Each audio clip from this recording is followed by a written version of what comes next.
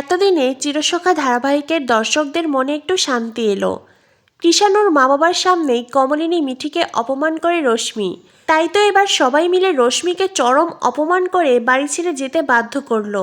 বন্ধুরা, চিরসখা ধারাবাহিকের আজকের পর্বে দেখানো হয়েছে উপস্থিত সকলের সামনে কৃষাণুর মা বাবাকে রশ্মি বলে, আমার মনে হয় আপনারা একটু ভুল ভাবছেন। না মানে নতুনদা তো এদের নিজের বাবা নয়, নতুনদা এদের বাবার মতো। কথাটা শুনে কৃষাণুর মা বাবা অবাক হয়ে যায়।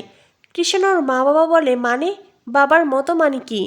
তখনই রশ্মি বলে, মানে আপনাদেরকে বুঝিয়ে বলছি, আমার ননদিনী বুড়ির যার সাথে বিয়ে হয়েছিল সেই লোকটা তেমন ভালো ছিল না।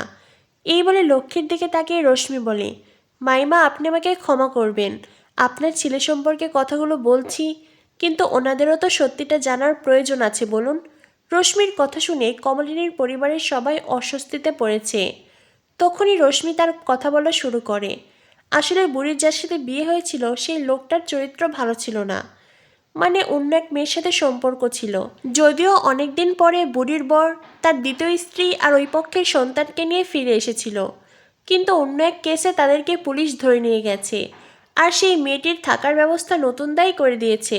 তখনই নতুনদার সিদ্ধান্ত নেয় বুড়িকে বিয়ে করার। মানে নতুনদাই তো ছোটবেলা থেকে মিঠি বাবিল বুবলাইকে কোলেপিঠি করে মানুষ করেছে, তাই এই বয়সে এসে আমার ননদিনীকে বিয়ে করেছে। এটা শুনে কৃষাণুর মা বাবা বলেন, কই কৃষাণু তো আমাদের এই কথাটা জানায়নি, আমরা তো এই সব কিছু জানতাম না। স্বতন্ত্র বলে, এই কথা জানার পরে কি আপনারা বিয়েটা ক্যান্সেল করে দেবেন? কৃষাণুর বাবা বলেন, না না, বিষয়টি তেমন নয়, আসলে আমরা তো অন্য এক মাইন্ডসেট নিয়ে এসেছিলাম, সেজন্যই বলছি। কৃষাণু আমাদের এ বিষয়ে কিছুই জানায়নি। তখনই সেখানে মিঠি আর কৃষাণু আসে। কৃষাণুর বাবা কৃষাণুকে বলে, কৃষাণু তুমি তো জানাওনি স্বতন্ত্রবাবু এদের নিজের বাবা নয়। তখনই কৃষাণু বলে, বাবা আমি জানানোর প্রয়োজন মনে করিনি, কারণ আমি বিশ্বাস করি ইনি এদের বাবার চাইতে অনেক বেশি কিছু, সেজন্যই আলাদা করে কথাটা বলার প্রয়োজন মনে করিনি। আমার মনে হয়েছে এতে ওনাকে অসম্মান করা হতো, সেজন্যই তোমাদেরকে জানাইনি। আর তাছাড়াও এদের বাবা এদের জন্য যেটা করেনি এই লোকটি সেটা করেছে।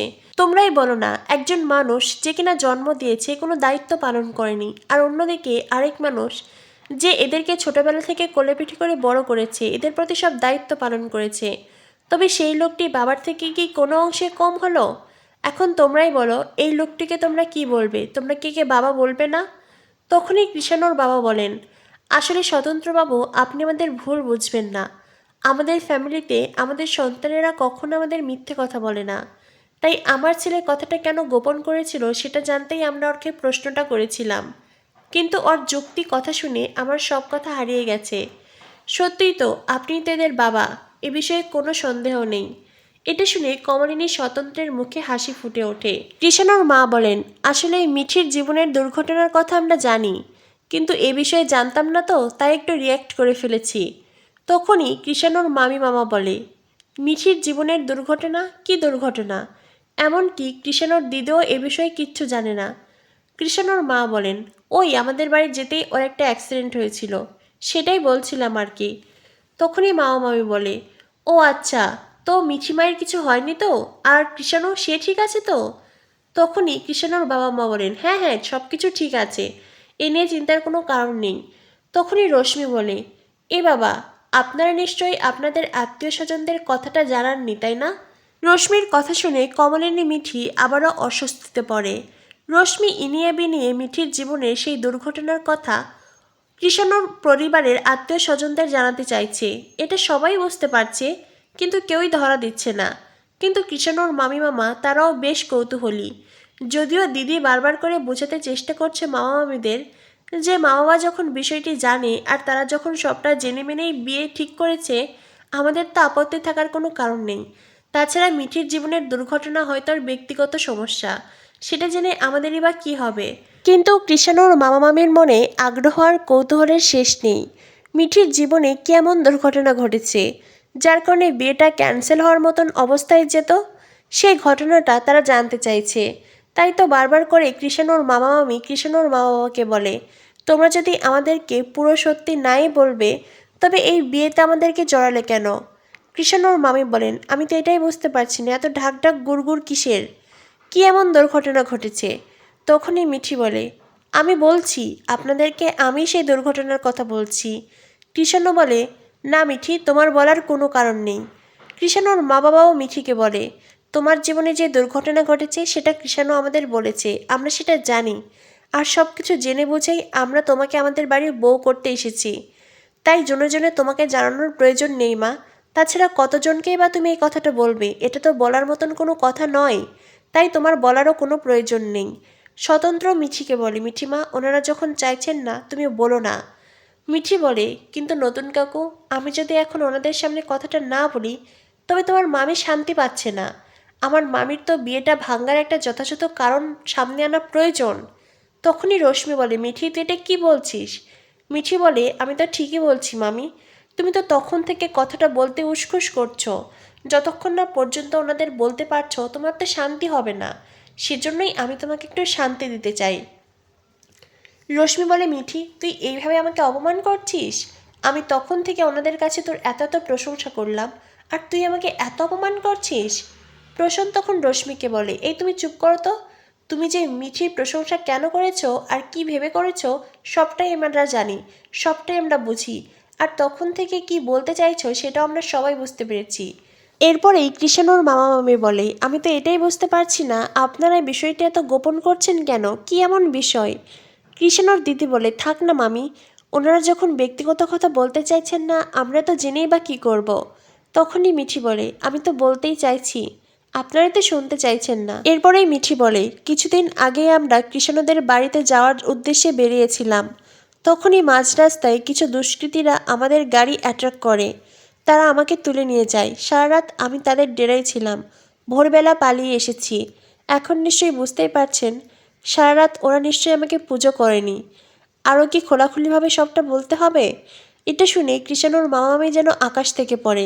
কৃষাণুর মামি কৃষাণুর মা বাবাকে বলে, তোমরা সবটা জানতে? কৃষাণুর মা বলেন, হ্যাঁ আমরা সবটা জানতাম। কৃষাণু আমাদেরকে সবটা বলেছে।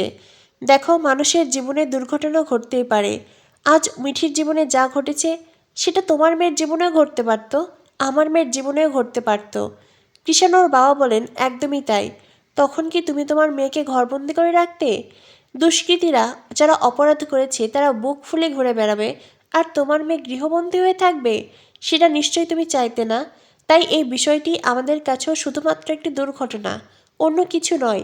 কৃষাণুর মা বাবার কথা শুনে মিঠির মুখে হাসি ফুটে ওঠে। এরপরেই কৃষাণুর মা বলেন, শোনো দাদা, তোমাদেরকে আমার ছেলের বিয়েতে জড়িয়েছি। জামাই তোমাকেও বলছি, তোমরা সবাই এসেছো, এই বিয়েতে জড়িয়ে আছো। এখন যদি এই ঘটনা জানার পরে তোমরা এই বিয়েটা বয়কট করো, তোমরা যদি এই বিয়েতে থাকতে না চাও, তো সত্যি আমাদের কিছু বলার নেই। কিন্তু আমাদের মিঠিকে পছন্দ হয়েছে, আর মিঠি আমার ছেলের বউ হবে। এটা শোনার পরে রশ্মির মুখও শুকিয়ে যায়। তখনই কমলিনীর মা রশ্মিকে বলে, কি বৌমা, এবার তোমার শান্তি হয়েছে তো? তুমি নিশ্চয়ই এইটা চাওনি বিয়েটা ক্যান্সেল হলেই বেশি খুশি হতে। রশ্মি বলে, মা আপনিও আমায় কথাটা বলছেন? কমলিনীর শাশুড়ি লক্ষ্মী তখন বলে, কি মেয়ে মানুষ কে জানি, তোমার এই ধরনের কথাবার্তা বলতে একটু লজ্জা করলো না? তখনই রশ্মি বলে, তোমরা সবাই আমাকে অপমান করছো। প্রসন্ন বলে, অপমান করেছে, বেশ করেছে। তখন থেকে যা সব কথা বলছো এতে তো লজ্জায় আমারই মাথা কাটা যাচ্ছে। তুমি ইনিয়ে বিনিয়ে এই কথাগুলোই তো বলতে চাইছিলে, তাই না? তখন থেকে ওনাদেরকে এইসব কথাই বলতে চাইছিলে। তখনই রশ্মি বলে, তোমরা সবাই মিলে আমাকে অপমান করছো তো, ঠিক আছে, আমি এক্ষুনি বাড়ি যাব, আমি এখানে থাকবো না। তখনই অয়নদীপ বলে, আমি কি আপনাকে পৌঁছে দেবো বাড়িতে? এটা শুনে রশ্মি বলে, অয়নদা আপনি আমাকে অপমান করছেন? আপনিও? অয়নদীপ বলে, এ বাবা, আমি আপনাকে অপমান করলাম কোথায়? আপনিই তো বলছেন আপনার এখানে থাকতে ইচ্ছে করছে না, তাই আপনি বাড়ি যেতে চাইছেন। আর আপনি যে এখানে আছেন এটা তো আমারও ভালো লাগছে না, তাই বললাম আপনাকে বাড়িতে পৌঁছে দিয়ে আসি। বলা তো যায় না, আপনি আবার রেগে মেগে বেরিয়ে গেলেন। তারপরে বাসে ট্রামে যেতে হঠাৎ করে আবার দুর্ঘটনা ঘটে গেল। আপনি হয়তো হোঁচট খেয়ে পড়ে গেলেন, তখন তো আবার আপনি থানায় যাবেন, আর আমাদের প্রসন্দার ওপর কেস চাপাবেন, বলবেন প্রসন্দা আপনাকে নির্যাতন করেছে। রশ্মি বলে, অয়নদা। অয়নদীপ বলে, হ্যাঁ সেসব ভেবেই বললাম আমি আপনাকে বরং বাড়িতে পৌঁছে দিয়ে আসি, কারণ প্রসন্দা তো এখানে থাকবে, উনি তো আর বাড়িতে ফিরবেন না। তখনই মিছি বলে, শোনো মামি, একটা কথা বলছি, আমি মামুকে খুব ভালোবাসি, খুব সম্মান করি, সেজন্যই এতদিন তোমাকেও সহ্য করে এসেছি। তবে আজ বলছি, আমার জীবনের কোনো শুভ অনুষ্ঠানেই আমি তোমাকে চাই না। এটা শুনে রশ্মি প্রসূনকে বলে, তুমি এখন এখানে দাঁড়িয়ে থাকবে? প্রসূন বলে, হ্যাঁ থাকবো তো।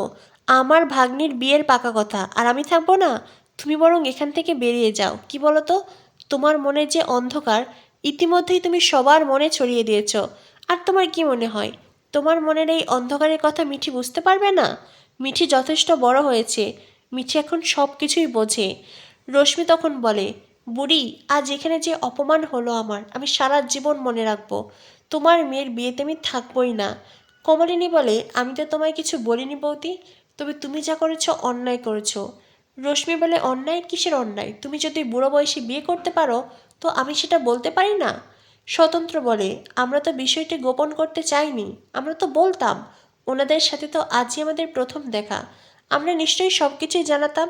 কিন্তু আপনি দায়িত্ব নিয়ে যেটা করেছেন সেটা অন্যায় করেছেন, ভুল করেছেন। রশ্মি বলে, ঠিক আছে ঠিক আছে, আজকের এই দিন আমি কোনো দিন ভুলবো না। এই বলে রশ্মি রেগে মেগে বেরিয়ে যায়। কৃষাণর মা বাবা বলে, আপনারা কোনো চিন্তা করবেন না, প্রত্যেক পরিবারেই এই ধরনের কিছু আত্মীয় স্বজন থাকেই। তখনই কৃষাণর মামা বলে, কিন্তু মেয়েটার ব্যাপারে সব কিছু জেনেও তোমরা বিয়েতে রাজি হলে কি করে সেটাই তো বুঝতে পারছি না। আমার একমাত্র ভাগ্নে, তার এমন একজন মেয়ের সাথে বিয়ে হবে যে কিনা। তখনই কৃষাণু বলে, অনেক হয়েছে অনেক হয়েছে, এবার তোমরা থেমে যাও। কৃষাণুর মামি বলে, তোমার মামা কি বলতে চাইছে অন্তত সেই কথাটা শোনো। কৃষাণু বলে, মামা যে কথাটা বলতে চাইছে শেষ অবধি আমার জানা আছে মামি, তাই সেই কথাটা আমি জানতে চাই না। আমি মিঠিকে পছন্দ করেছি আর মিঠিকেই বিয়ে করব। কৃষাণুর দৃঢ়তা, তার পরিবারকে, তার মা বাবাকে দেখে কমলিনীদের খুব ভালো লেগেছে, মিঠিরও খুব ভালো লেগেছে। কিন্তু গণ্ডগোল হবে তখন যখন মিঠি সকলের সামনে বমি করতে ছুটে যাবে।